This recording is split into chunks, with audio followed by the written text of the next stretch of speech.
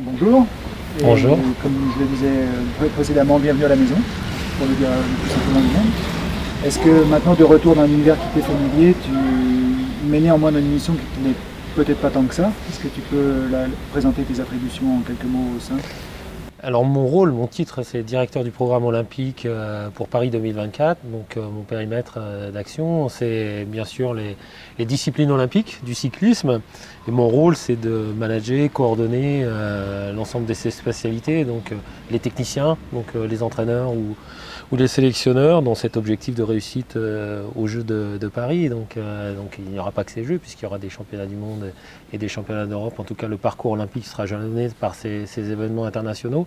Mais notre objectif est de faire des médailles aux Jeux pour la fédération. Et donc, c'est de mettre à profit toute mon expérience que j'ai pu développer au cours de ces 8 dernières années en dehors de la fédération de cyclisme, en tant que directeur de la préparation olympique et aussi à la Fédération française d'athlétisme en tant que directeur haute performance. Ça s'appelait autrement, mais c'est le rôle que j'avais à la FFA pour les Jeux de Tokyo.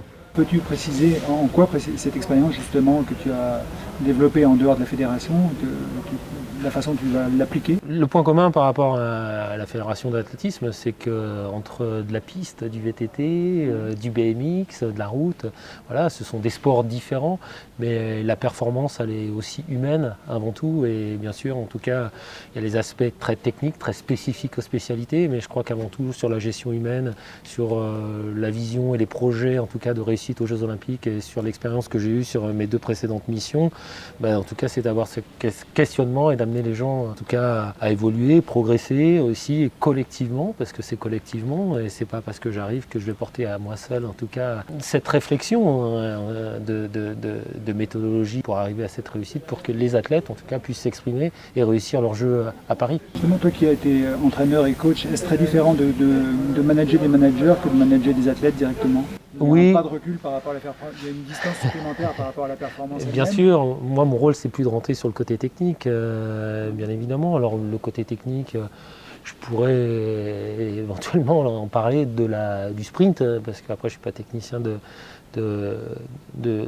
l'endurance par exemple, mais c'est pas mon rôle. L'athlétisme, c'était pas mon rôle de rentrer sur l'entraînement. Moi mon rôle c'est en tout cas d'identifier les leviers de progression pour les athlètes, les entraîneurs ou ceux qui sont responsables de la performance, de voir où sont nos leviers de progression et puis peut-être d'aller chercher de l'expertise, de la compétence humaine ailleurs, dans d'autres fédérations. Et mon parcours professionnel m'a permis de tisser ces réseaux. En termes de réseau et en termes techniques aussi, en termes de management, je veux dire? Oui, bien sûr. Donc en termes de management, de position, de posture, voilà. Donc je dois en parler. À un moment donné, effectivement, je ne suis pas entraîneur, c'est pas à moi de rentrer sur le côté technique de l'entraînement. Je fais confiance. Ça va être facile, ça, justement, de se tenir à la bonne distance.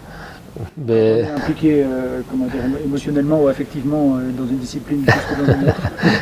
Non, il y aura le même engagement, la même motivation pour toutes les spécialités, donc de la piste au VTT, au BMX, au freestyle, à la route. Voilà, moi ce qui m'anime en tout cas, c'est de mettre mon énergie au service du collectif. Voilà.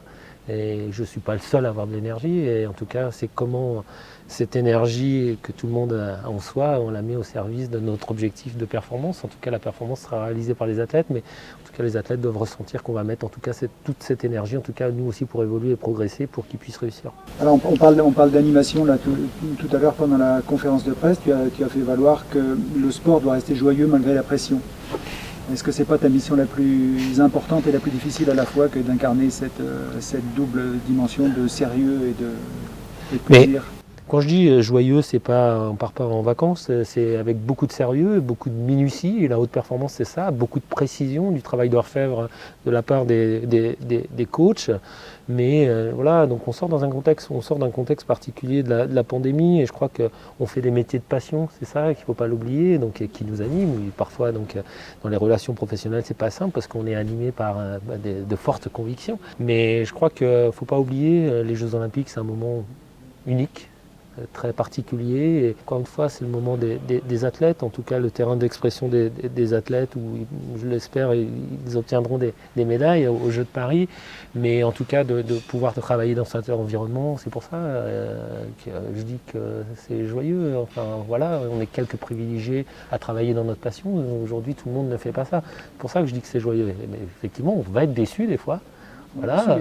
Et des fois, les résultats ne seront peut-être pas au rendez-vous, donc on sera triste, ça se verra sur nos visages, c'est pas pour ça qu'on aura le sourire, et j'espère qu'on sera triste, on doit être triste quand on n'atteint pas nos objectifs. Mais il faut relativiser en disant, voilà, effectivement, il y a des enjeux très très forts pour les athlètes, pour la fédération, pour nous, avec les responsabilités que l'on a, mais il ne faut pas perdre quand même ça dans notre tête qu'on est dans un environnement qu'on a choisi. C'est des métiers qu'on a choisis et donc voilà, même dans les moments difficiles, il ne faut pas l'oublier. Et quand je dis joyeux, c'est pas à dire qu'on part en vacances comme ça. C'est pas un mot léger, mais voilà, mais à un moment donné, il faut savoir aussi, il y a des moments où voilà, ça va sourire, on sera très joyeux, ça se verra. Puis des moments où on sera triste parce que les objectifs n'ont peut-être pas été atteints ou ça ne marche pas comme on veut.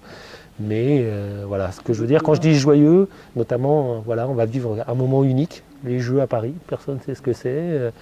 Donc nous, on va faire partie de cette aventure, on est là au service de qui, pour qui on travaille. Moi, ma mission, c'est pour les athlètes, pour les entraîneurs.